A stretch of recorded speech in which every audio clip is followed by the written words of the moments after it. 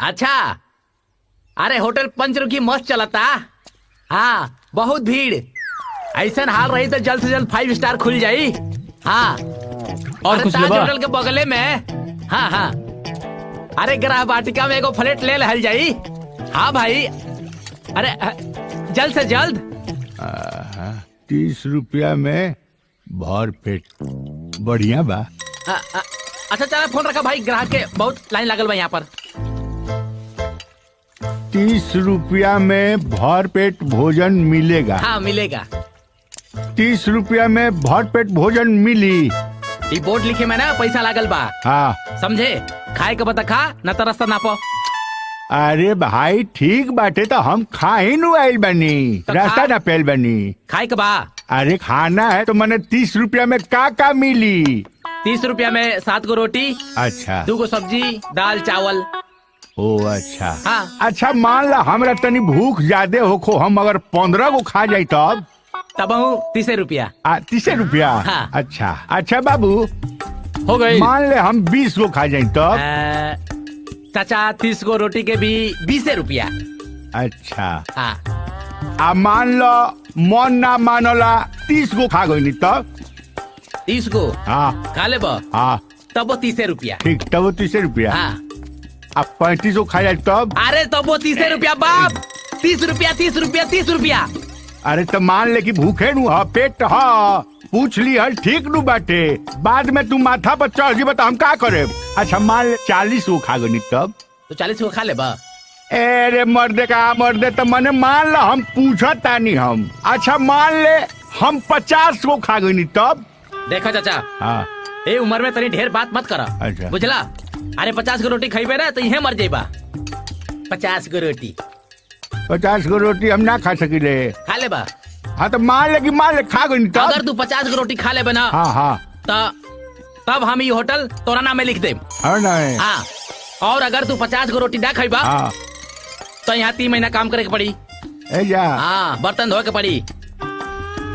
अच्छा मैंने हम ना खाए तो मैंने 3 महीना प्लेट माजे के पड़ी तुरा की। हाँ हाँ आ खा जाए तो होटल हमारा नाम कर देबे नु? पक्का। आए हाँ पक्का। हिम्मत करके आए। पक्का। हाँ तो रोक, सोचे दे हमरा के। हाँ सोच ला। सोचे के में का बाटे, लॉटरी है। आ सुना, आए ले आओ खाना, शर्त मंजूर बा हमरा, ले आओ। पक्का।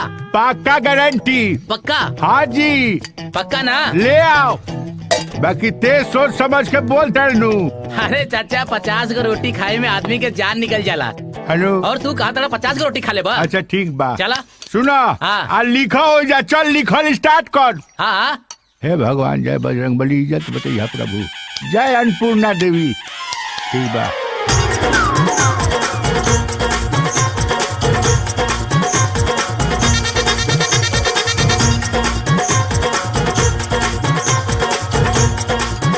हेलो। ताकत का बड़ा रोटियां ले आओ।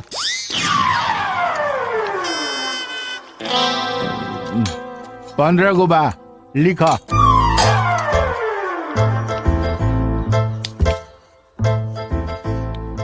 है सुन ना, बड़ा गर्मी बा, पंखा उखा नहीं खा लगौले? पंखा हाँ लगाओ तनी पंखा। आए पंखा लेके आओ तनी। ऐसा ही कहीं खोल देता लोग दुकान।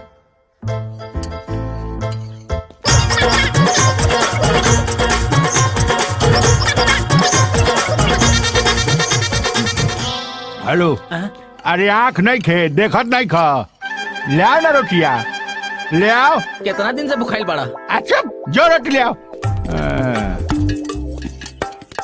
हे दे हेलो। हाँ। सब्जी ले आओ, भुजू ले आओ, रख। आ सुन। हाँ। सुन, हमार 2 गो बात याद रखिए, कुछ वो लिखवाओ के लिखवा देते नु, लेकिन 2 गो बात हमारी याद रखिए, ताकत कम आ गुस्सा ज्यादा तो ई लक्षण पिटाए के, आमद कम आ खर्चा ज्यादा ई लक्षण बिलाए के, बुझे नु? जो होने अपन देख। पंच मत करो, चुपचाप खावा। आ जा ना अपन काम कर, जा होने जा लिख। बदमा कहीं के कुछ वो लिखवा दी है। तो हमरा एक आदमी कही तो ठीक है बा।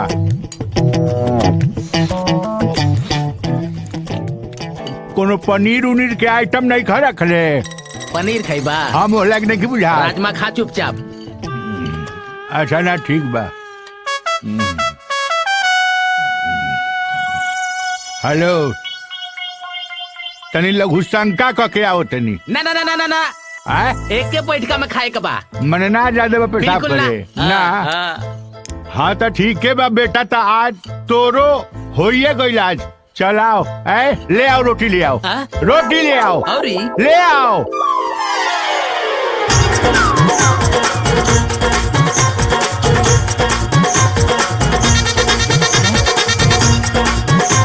सब्जी सब्जी ले आओ सब्जी।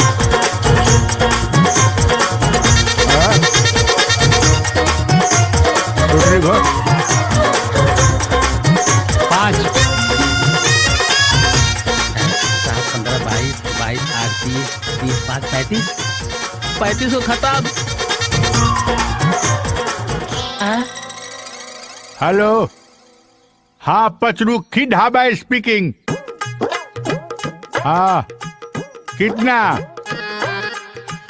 2 प्लेट पनीर चिली, 4 रोटी। अच्छा राजमा 1 प्लेट। 4 रोटी से ज्यादा होगा तो एक्स्ट्रा रहेगा। हाँ हम अपने नौकर को भेज रहे हैं।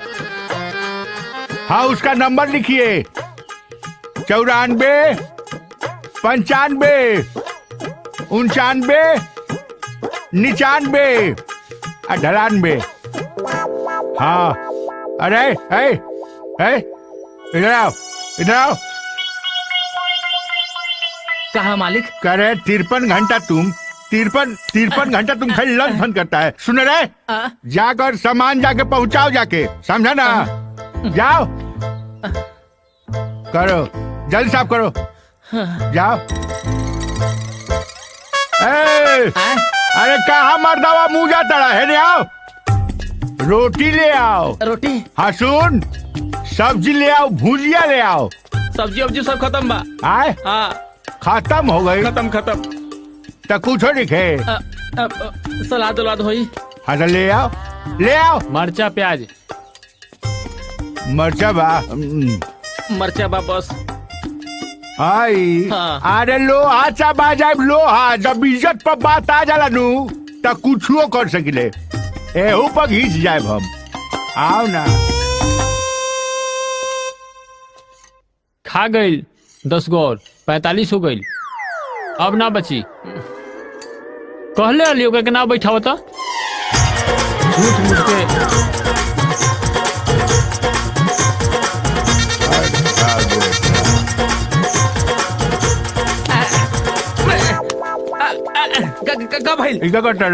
थोड़ा सा गिनती गड़बड़ा गया था। लिख रहे हैं। कारे पढ़े के बेटा सियाही पिए ले तो गिनती गड़बड़ाता। अरे तब का गला? अरे तब हम क्यों नहीं है ना, हमरा क्या पता बा तोरा रोटी हम कम हो गई। मारा लपा से ठीक है हो जाइबा। सुन तो जब मेटाओते बारे तो पूरा मेटाओ फिर से चली। अरे जा कहाँ गई? हम तो फिर से बेरोजगार हो गए। समझ नहीं ख्याबत। सुनो ना अच्छा यहाँ वहाँ भर पेट वाला और कोनो होटल बा? जाना का दिमाग खराब करता रहा। मैंने हम दिमाग खराब करता नहीं।